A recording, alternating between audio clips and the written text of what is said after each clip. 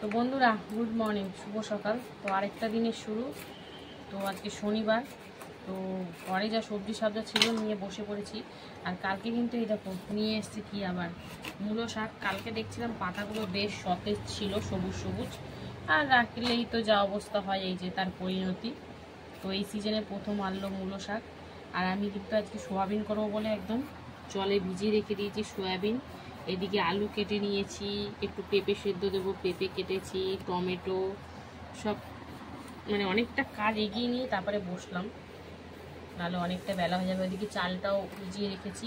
তো এখন পটল কাছি, দেখছো পটলগুলো, এই পটল ভাজা খেতে দারুণ লাগে। তো আজকে না কুচিয়ে ভাজা করবো, কুচিয়ে ভাজাটাই বেশ ভালো লাগে। আর শাকটা তো যা অবস্থা, শাকটাও করতে হবে। তো আমার তো ইচ্ছা আছে শাকটা না খাওয়ারই। শাক আমার যেন হজম হচ্ছে না, লিভারটা কমজোর হয়ে গেছে পেঁপে খেয়ে খেয়ে। না না, হজম হচ্ছে না বলতে বলাটা ভুল।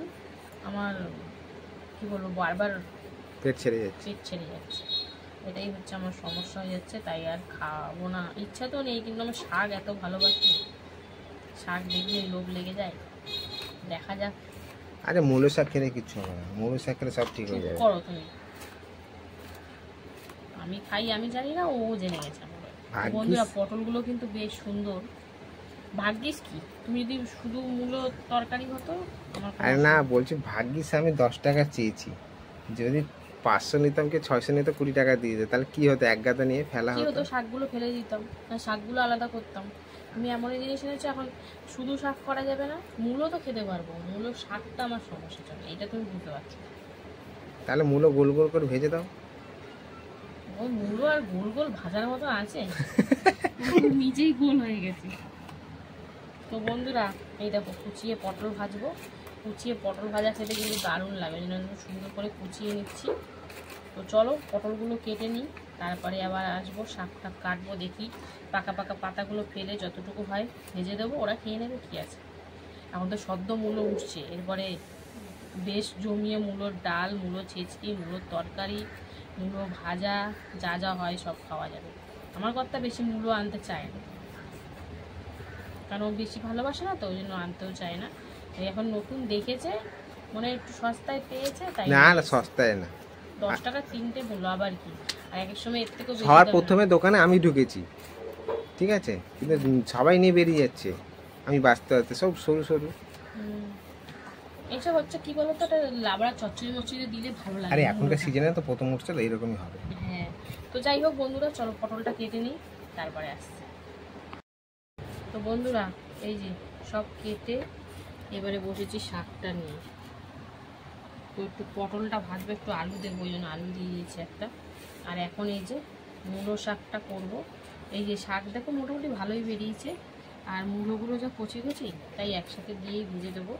তো মূলোটার খোলা ছাড়িয়ে কিন্তু এখন মূলো শাকটা আর মূলোটা কেটে নিচ্ছি। তো এইটুখানি মূলো আর রেখে এই করবো, আর ডাল ঢালও করবো না যে ডালে দেবো। এখন মূলো খাওয়া ভালো লাগবে, সে তো ভালো লাগবে। এর থেকেও ছোটো ছোটো মূলো দেখেছি, জানো, একদম শিকড়ের মতন, সে বান্ডিল বান্ডিল করা থাকে। তো এই দেখো সুন্দর করে শাকটা কিন্তু পাকা পাতাগুলো ফেলে দিয়েছি, তাজাগুলো রেখেছি। তো এই যে একদম ঝিঝি করে কেটে নেবো, না না মূলোর ডাঁটাগুলো বড্ড মুখে লাগে। মূলো শাক কাটতে ভালো লাগে, খেতেও ভালো লাগে। তো এই দেখো, এটা তো নিরামিষই ভাজা যায়, এটা আবার পেঁয়াজ রসুন দিয়ে আমি ভাজি না, বিশেষ করে মূলো শাকটা। আর ডাঁটা শাকটাও ভাজতাম না, ডাঁটা শাকটা একদিন পেঁয়াজ দিয়ে ভেজে এত ভালো লেগে গেছে, এখন পেঁয়াজ দিয়ে ভাজি আনলে। তো এই দেখো শাকটা বেশ ঝিঝি করে কেটে নিচ্ছি। তো চলো, সবজি কাটা তো প্রায় শেষেই, শাকটা কাটলেই হয়ে যাবে। এরপর একটু আদা রসুন টুকিটাকি মশলার জিনিস কাটা হবে। তো চলো দেখতে থাকো, একদম সোজাসুজি রান্নায় যাব। বন্ধুরা রান্না তো বসিয়ে দিলাম, প্রেসারে কিন্তু প্রথমেই বসিয়ে দিলাম পেঁপে সিদ্ধ করতে। আর এদিকে ভাত বসিয়ে দিয়েছি, ভাতও প্রায় জল গরম হয়ে ফোটার অপেক্ষায়। তো ফুটলেই বন্ধ করে নাবিয়ে রাখবো। তো চলো পেঁপেটাও মোটামুটি 1 থেকে 2টো মতো সিটি দিয়ে তারপরে নাবিয়ে তারপরে আসছি। বন্ধুরা এই যে কড়াইতে তেল দিয়ে দিয়েছি, সাথে একটু কালো জিরে আর একটু হলুদ গুঁড়ো। তো কড়াইটা এই কালো হওয়ার কারণে হচ্ছে কালকে রাতে একটু আলু ভেজেছিলাম, সেই জন্য একটু কালো হয়ে গেছে, এছাড়া আর কিছুই না। তো চলো কালো জিরে ফোড়ন দিয়ে এই যে প্রথমেই ভেজে যাচ্ছি পটল আলু, কাঁচা লঙ্কা দিয়ে দিয়েছি আর সাথে একটু অল্প করে পেঁয়াজও দিয়ে দেবো, একদমই অল্প। এই যে দিয়ে চলো সুন্দর করে নাড়াচাড়া করে নিই। তারপরে এরপরে আস্তে আস্তে লবণ আর হলুদ দেবো, দিয়ে ভাজা করবো। ওদিকে ভাত এক ফুটান দিয়ে বন্ধ করে নামিয়ে রেখেছি, আর ওদিকে সেটা যেন বলে পেঁপেটাও দুটো সিটি দিয়ে নামিয়ে রেখেছি।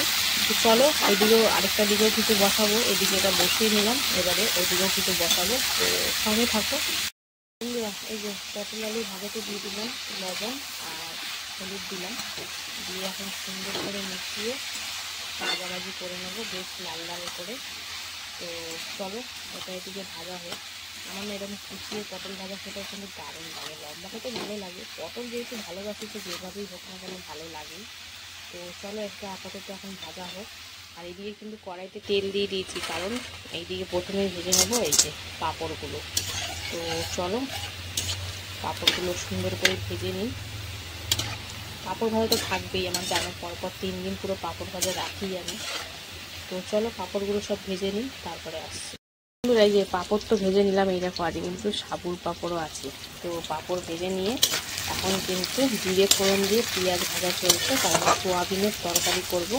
তো চলো পেঁয়াজটা হালকা করে একটু ভেজে নিই, তারপরে কি করি তোমাদের সাথে শেয়ার করবো। আর এইদিকে কিন্তু পটল আলু ভাজা চলছে, এখনও হয়নি, আর একটু লাল লাল হবে।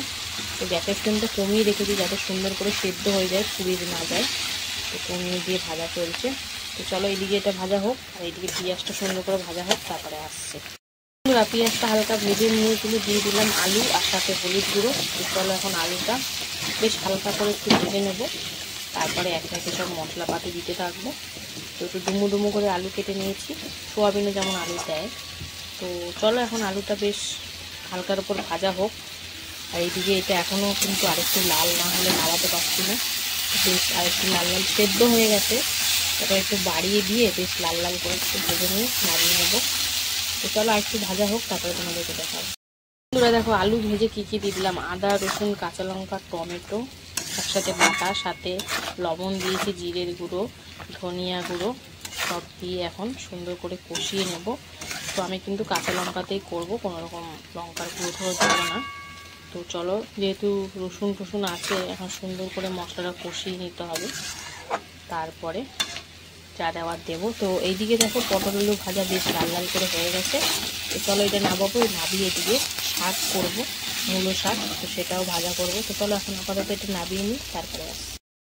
এই যে মূলো শাক ভাজা বসাবো, তাই জন্য কিন্তু কড়াইতে তেল দিয়ে সর্ষে ফোড়ন দিয়ে দিয়েছি, আর এই তেলের মধ্যে একটুখানি হলুদও দিয়ে দিলাম। আর এবারে কিন্তু আগে থেকে কেটে লবণ মাখিয়ে রাখা মূলো শাকটা দিয়ে দিলাম, সাথে কাঁচা লঙ্কাও রয়েছে। শুকনো লঙ্কা ফোড়ন দিলে বেশ ভালো লাগে খেতে, শুকনো লঙ্কাটা শুধু সেইভাবে খাওয়া আমাদের হচ্ছে না বা করছি না।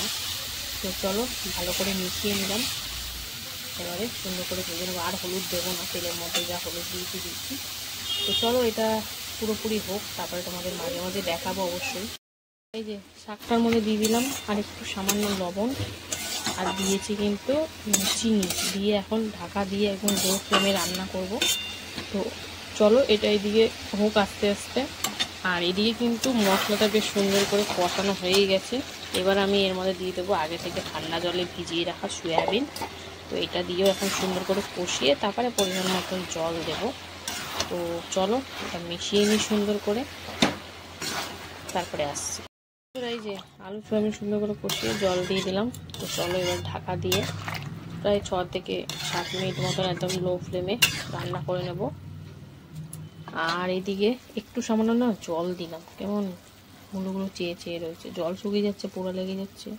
তো যাই হোক এখন একদম ফ্লেম কম করে এটাও ঢাকা দিয়ে রান্না করব। তো চলো দুটো দুদিকে হোক, তারপরে আসছি। তো বন্ধুরা এই দেখো মূলো শাকটা কিন্তু বেশ সুন্দর করে ভাজা হয়ে গেছে, সিদ্ধ হয়ে গেছে। তো চলো এটা নামাবো, নামিয়ে দিয়ে কিন্তু ভাতটা আরেকটু টান দিতে বসাতে হবে। তো চলো এদিকে এটা নামাই। আর এইদিকে সোয়াবিন আলুর তরকারি প্রায় হয়েই গেছে, দেখো আলুগুলো কি সুন্দর সিদ্ধ হয়ে গেছে। তো এর মধ্যে দিয়ে দেবো এবার একটু গরম মশলা গুঁড়ো দিয়ে সুন্দর করে মিশিয়ে 2-1 মিনিট মতন একটু ফুটিয়ে নিই। তো আপাতত শাক ভাজাটা নামিয়ে তারপরে আবার আসছি। এই যে সোয়াবিনটা কিন্তু একদম রেডি, কিছুক্ষণ ফুটিয়ে নিলাম গরম মশলা দিয়ে। এবার ঘরে ছিল একটু ধনে পাতা, সেটাও দিয়ে দিলাম। অবস্থাটা একদম শোচনীয়। তো চলো, এই ছিল আজকে রান্না বান্না। আর এই যে এইদিকে ভাতটা আরেক ফুটান দিতেও বসিয়ে দিয়েছি। তো চলো এখন আপাতত এটা নামিয়ে নেব, আর ভাতটা আরেক ফুটান দিয়ে গড় দিয়ে দিলেই আমার রেডি রান্না বান্না। তো একটু ঝোলঝোলই রাখলাম, খেতেও সুবিধা হবে, সবই তো শুকনো। তো চলো, কেমন লাগলো আজকে রান্না বান্না অবশ্যই কমেন্টে জানিও, আর ভালো লাগলে অবশ্যই পাশে থেকো। তো চলো, দেখা হচ্ছে আবার দুপুরের খাবার ভিডিও। ততক্ষণ যেন সুস্থ থেকো, ভালো থেকো, টাটা। হ্যালো বন্ধুরা, শুভ দুপুর। তো প্রতিদিনকার ন্যায় দুপুরের খাবার নিয়ে চলে এসেছি। তো আজকে হচ্ছে শনিবার মানে সপ্তাহের শেষ দিন। তো চলো আজকে মেনুতে কি কি আছে প্রথমেই তোমাদের বলে দিই। মেনু একদম থালি কিন্তু পুরো ভর্তি, একটু একটু করে অনেক কিছু আজকে পদ আছে। তো প্রথমে নিয়েছি ভাত, তারপরে রয়েছে পাতিলেবু, এখানে রয়েছে পটল আলু ভাজা, রয়েছে মূলো শাক আর মূলো ভাজা, রয়েছে পেঁপে সেদ্ধ, এখানে রয়েছে সোয়াবিনের তরকারি আর পাঁপড় ভাজা। উফ, বলতে বলতেই তো হাঁপিয়ে গেলাম। তো চলো এবার খেতে থাকি। প্রথমে খাবো পেঁপে সিদ্ধ, একদম কামড়ে কামড়ে। এখন মানে ভাত দিয়ে মেখে খাওয়ার থেকে কামড়ে কামড়ে খেতে বেশি মজা লাগে, ওই জন্য কামড়ে কামড়েই খাই প্রায় দিন। তো চলো পেঁপে সিদ্ধ খাওয়া কমপ্লিট করে এবার সোয়াবিনের তরকারিটা সরিয়ে দিলাম। আর প্রথমেই এখন এবারে খাবো মূলো শাক ভাজা দিয়ে। তো এখন নতুন নতুন তো, আর বললাম না শাক আমি ভাবি যত খাবো না, কিন্তু এই যে দেখলে আর লোভ সামলাতে পারি না, অল্প করে নিয়ে নিয়েছি।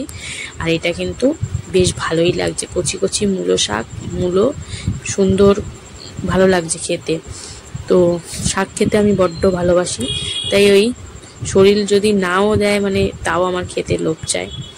যাই হোক, এই যে সুন্দর করে এখন মূলো শাক ভাজা দিয়ে খেয়ে নিচ্ছি কগাল ভাত, বেশ ভালো লাগছে। মূলো শাক ভাজা দিয়ে সুন্দর করে খাবার পর এবার কিন্তু খাবো আলু পটল ভাজা দিয়ে।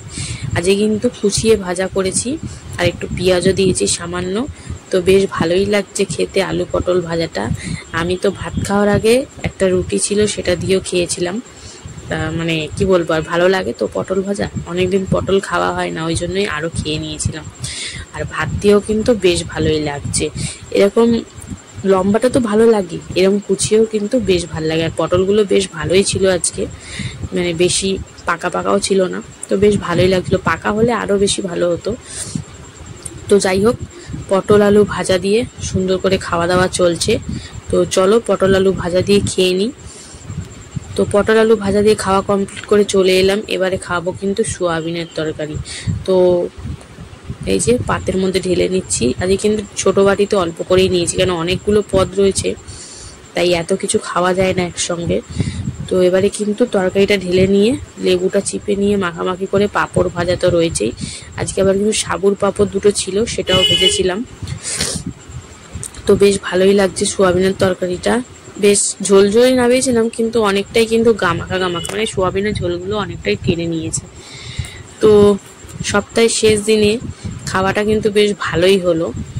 তো কেমন লাগলো আমার আজকের খাওয়া দাওয়ার ভিডিওটা অবশ্যই কমেন্টে জানিও, ভালো লাগলে পাশে থেকো। তো চলো সবকিছু দিয়ে এবার খাবো, একটু সোয়াবিন, একটু আলু, একটু পাঁপড় ভাজা দিয়ে জাস্ট মুখের মধ্যে দিয়ে দিলাম। তো বেশ ভালো খেলাম। কেমন লাগলো ভিডিওটা কমেন্টে জানিও, ভালো থাকলে অবশ্যই পাশে থেকো। তো চলো।